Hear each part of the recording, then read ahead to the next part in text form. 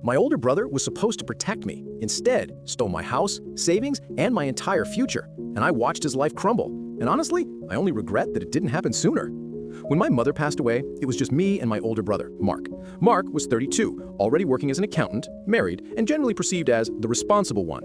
I was 22, still in college, and absolutely heartbroken. My mother's will was simple. The house, valued at about $400,000, and her entire life savings of $150,000 were to be split equally between us.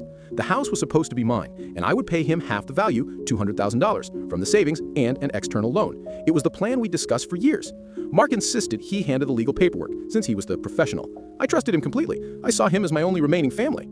4 weeks later, he sat me down and smiled. "Good news, little sister," he said. "The estate is settled." But the paperwork he handed me felt wrong. It showed Mark as the sole beneficiary of the house, and the entire $150,000 in liquid assets was gone, vanished. "What is this?" I asked, my voice shaking. Mark just shrugged, his expression turning cold.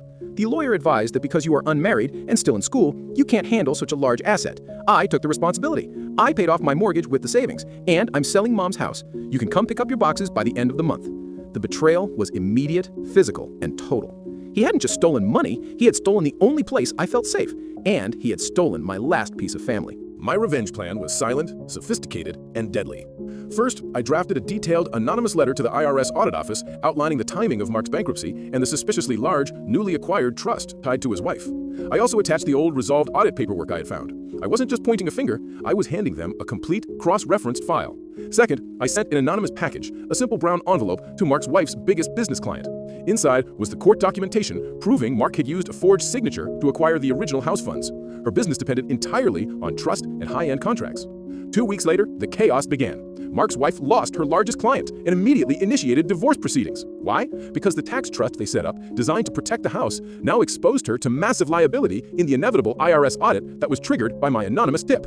The IRS moved fast. The court determined Mark had fraudulently concealed assets during bankruptcy. His bankruptcy was revoked, forcing the immediate liquidation of all assets, including the new home, to cover his debts and the legal judgments against him. Mark lost the new house, his wife, his professional license, which was revoked due to financial fraud, and was still forced to pay me the original $150,000, which now came directly from the liquidation sale.